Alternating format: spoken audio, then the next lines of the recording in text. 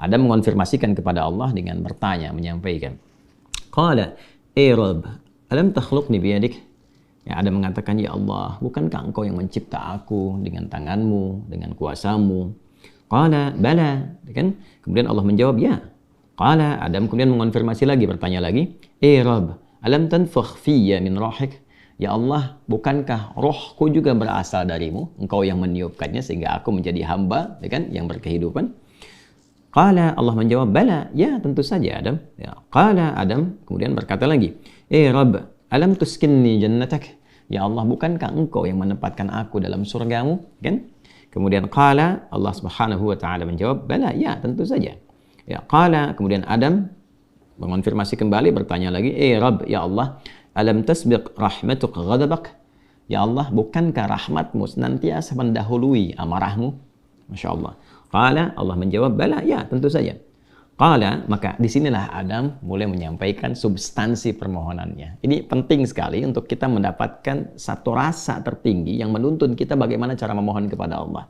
Baik, maka Adam kemudian menyampaikan, Ara'ait in ana tubtu wa aslahtu, araji'i anta ilal jannah. Allahu Akbar. Ya Allah, bagaimanakah putusanmu? Ya kan?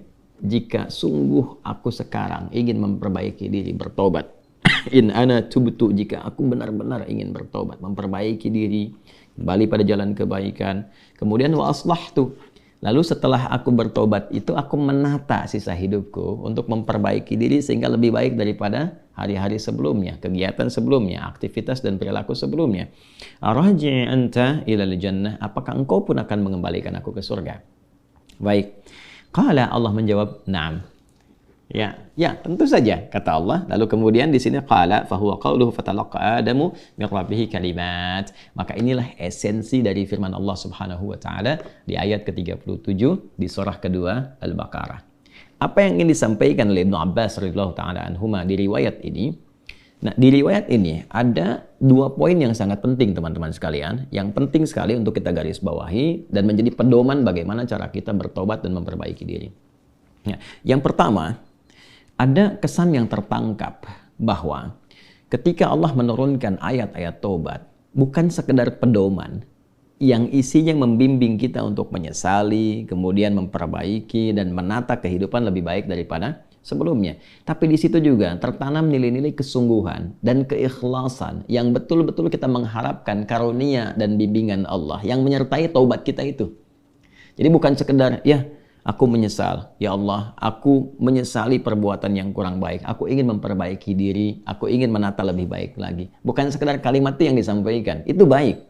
Tapi lebih daripada itu, kalau kita ingin mendapatkan penerimaan terbaik di sisi Allah, kemudian tobat kita betul-betul diterima oleh Allah, yang dengan itu menanamkan ketenangan, kedamaian, dan bimbingan untuk memperbaiki diri, maka dalam memohon taubat itu sertakanlah permohonan rahmat Allah yang mengiringi taubat yang kita mohonkan kepadanya. Bisa dipahami ya? Baik ya? Ya, rasakan keinginan untuk memohon rahmat Allah. Ini diantara isyarat kalimat-kalimat tadi. Ya, sesungguhnya Adam tidak perlu mengkonfirmasi tentang pertanyaan-pertanyaan, ya Allah, bukankah engkau yang menciptakan aku? Ya Allah, bukankah engkau yang meniupkan rohmu juga kepadaku sehingga aku hidup saat ini? Bukankah engkau yang menempatkan aku di surga? Gitu kan? Dan sebagainya. Nah, kalimat-kalimat itu akan sering kita dapati begitu kita melihat ayat-ayat dalam Al-Quran tentang permohonan doa, baik itu terkait dengan doa biasa, apalagi terkait dengan permohonan taubat. Kalau kita tarik ke kalimat-kalimat taubat, misalnya yang dimohonkan Nabi Isa alaihissalam untuk umatnya, ya, ketika Allah menetapkan ini hukum, bagi yang melanggar akan dihukum begini, ya, kemudian bagi yang taubat dia akan diberikan anugerah seperti ini, ya, maka Nabi Isa alaihissalam terekam sempurna dalam Al-Quran menyampaikan, ya Allah, ya, jika pun mereka ini berbuat salah, maka mereka ini hambamu. Ya, fa innahum ibaduk, mereka hambamu ya Allah. Tapi engkau jika mengampuni mereka, gitu kan, maka sungguh engkaulah pemilik rahmat yang sempurna. Engkaulah pemilik kasih dan sayang yang sempurna.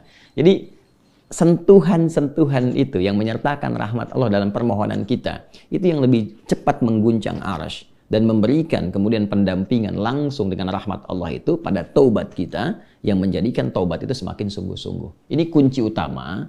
Jadi kalau saya panjang lebar menyampaikan, simpelnya begini. kalau tobat jangan nanggung. Gitu. Ya, kalau tobat jangan nanggung, supaya tobatnya betul, tidak tobat kejadian lagi, tobat kejadian lagi. Maka caranya, ini kata Ibnu Abbas, sertakan rahmat Allah di dalamnya.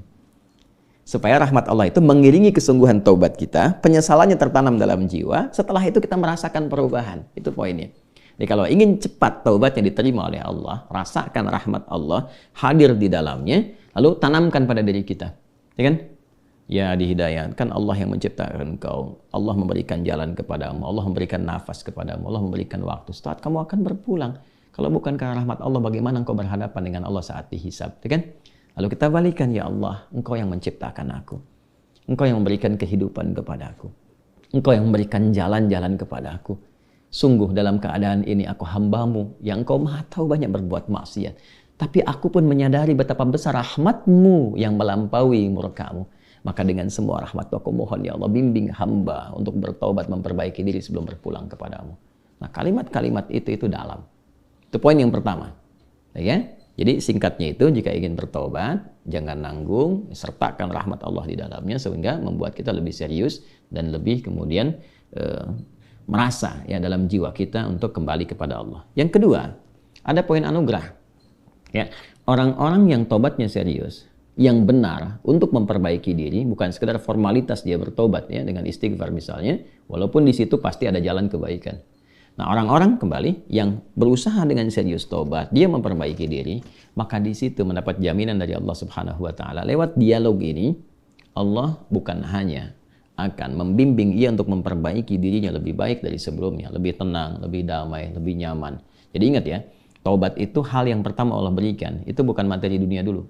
Bukan kedudukannya langsung naik, begitu tidak.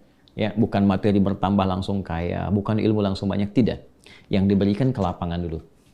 Ketenangan, kelapangan, kedamaian, dibersihkan yang kotor-kotornya, baru datang melimpah. Ya, baru datang melimpah. Anugerah-anugerah sesuai dengan pilihan hidup kita untuk beribadah dan sebagai bekal kembali kepada Allah. Nah, nanti kalau benar taubatnya dan memperbaiki diri, diberikanlah kelapangan itu, lalu ditempatkan di kondisi lebih baik dari sebelumnya. Ya, ini yang dimaksudkan kalimat di sini. Ya, ara'aitin ana tubtu wa aslahtu arajin anta ilal jannah. Ya Allah, jika memang aku betul-betul bertobat, betul-betul memperbaiki diri, menata jalan hidup, apakah engkau akan mengembalikan aku ke surga? Ya, maka apa yang dijawab oleh Allah? Ya, na'am, ya tentu saja, kamu akan dikembalikan. Tapi perhatikan cara Allah mengembalikannya. Ditempatkan di surga yang lebih baik dari surga pendahuluan sebagai tempat belajar sebelum turun ke bumi. Silakan perhatikan. Bukankah di surga saat Adam belum turun ke bumi, hanya untuk berlatih materi sebelum turun, ya apa yang harus kerjakan, harus tinggalkan. Bukankah di dalamnya ada ujian? Ya kan? Silahkan makan minum tapi jangan dekati yang ini, jauhi ini, lakukan ini, ya kan? Perintah dan larangan. Tapi surga yang akan ditempati saat kita kembali kepada Allah. Bagaimana wujudnya? Bagaimana sifatnya? Allahu Akbar, jannatun na'im, semuanya kenikmatan. Nggak ada larangan lagi, nggak ada perintah lagi, semua tinggal nikmat saja. Berbeda dengan sifat yang pertama. Ya, artinya apa? Di sini diberikan kesan kepada kita, orang-orang yang bisa memperbaiki dirinya, selain hidupnya lebih damai, lebih tenang, lebih nikmat dibandingkan saat ia larut dalam maksiat. Anda punya harta, ya dihasilkan dari harta yang haram, yang riba, yang korupsi, yang menipu dan sebagainya. Lalu sadar, ya dari judi dan macam-macam, sadar tuh. Lalu ditaubati tuh. Begitu tobatnya benar dan memperbaiki diri, awal-awal itu nggak mudah karena harus melepaskan kebiasaan, melepaskan gaya. Gaya kan bandingannya dengan tekanan kan? F berbanding lurus dengan P kan? Ya, gaya berbanding lurus dengan tekanan kan? Artinya semakin gaya, banyak gaya semakin tertekan kan? Ya. Nah, ketika itu dilepaskan, tekanan kan tinggi juga. Ya, tapi apa yang terjadi? Balasannya ketenangan setelah itu. Kedamaian. Setelah tenang, damai dibalik sama Allah tuh. Dibalik, diperbaiki hidupnya. Lebih enak lagi, lebih menikmati kehidupan, lebih berkah, lebih tenang, gak dikejar apa-apa. Yang paling menarik, pulangnya pun disambut. Allah perintahkan pada malaikat, sambut dia. Dari mulai sakaratul mautnya. Langsung disambut dengan kalimat-kalimat ketenangan. Ya ayyatuhan nafsul mutmainnah, hei jiwa yang tenang. Irji'i ila rabbika radiyatan mardiyah. Cepat balik kepada Rabbmu. Ya kan? Kembali kepada Tuhanmu. Dengan keadaan yang nyaman. Aku ridha dengan amalmu, engkau pun ridha dengan pemberianku. Kemudian apa? Fadkhuli fi ibadi wadkhuli jannati. Masuk dalam golongan hamba aku siapkan surga untukmu. Nah, surga yang diinformasikan dalam sakaratul mautnya, aku siapkan surga untukmu. Itu lebih indah, lebih baik dari semua kemewahan yang pernah ia rasakan di dunia. Dan itu nggak ada bandingannya. Walaupun setetes. Walau setetes. Itu poinnya. Jadi, bertobat itu mesti punya motivasi. Ya, jadi kalau nggak ada motivasi, sulit kita melakukan itu. Motivasi terbaiknya adalah, nih, mau sampai kapan larut dalam maksiat? Bagaimana kalau sedang bermaksiat itu wafat? Ketika sudah menyadari itu, cepat perbaiki, cepat bertobat. Begitu tobat itu dilakukan dengan benar, janji Allah turun. Ya, selain dibimbing, diberikan ketenangan, kedamaian, dibalikin lagi, lebih nikmat dari sebelumnya. Lalu dibimbing mendapatkan sesuai dengan bekalnya. Kalau ilmu dikuatkan dia, supaya cari surga dengan ilmunya. Kalau kedudukan diatur, supaya tidak mendapatkan kedudukan dengan nyogok, dengan korupsi, kan? Dan macam-macam. Naik itu. Sesuai dengan maslahat dia. Dan kalaupun dapat harta dengan cara yang benar, nggak usah nipu, ya, nggak usah korupsi, nggak usah macam-macam gitu. Dapat dia, ditempatkan. Sampai dia jaga sampai wafat aja. Begitu meninggal, dapat yang terbaik. Lebih indah dari suasana yang dia dapatkan sebelumnya. Itu spiritnya. Ya, itu yang tadi saya katakan. Menjadikan Allah sangat mencintai orang yang selalu berusaha menata dirinya lebih baik. Bertobat terus, tobat lisan, tobat pandangan, tobat pendengaran, sampai tobat kaki. Sampai dia merasakan perubahan dari semua organ tubuhnya. Tobat mata, dia berlatih. Jangan dikira kalau tobat itu, fungsi mata itu akan selesai dengan memandang saja. Tidak. Tantangannya ada. Nah, nanti keberhasilan tobatnya itu diukur dengan ketika memandang yang tidak diinginkan oleh imannya, dia bisa elakkan pandangan. Itulah ghadul basar. Ya, telinga juga begitu. Kalau sudah nanti cukup bagus, terlatih dengan tobatnya, dia akan hanya gunakan refleks pendengaran untuk yang baik saja. Sampai ke ujung kaki. Demikian. Nah, itu kalau sudah ada ciri seperti itu, sikapnya berubah, ini tanda pertama bahwa tobatnya diterima oleh Allah Subhanahu wa Ta'ala.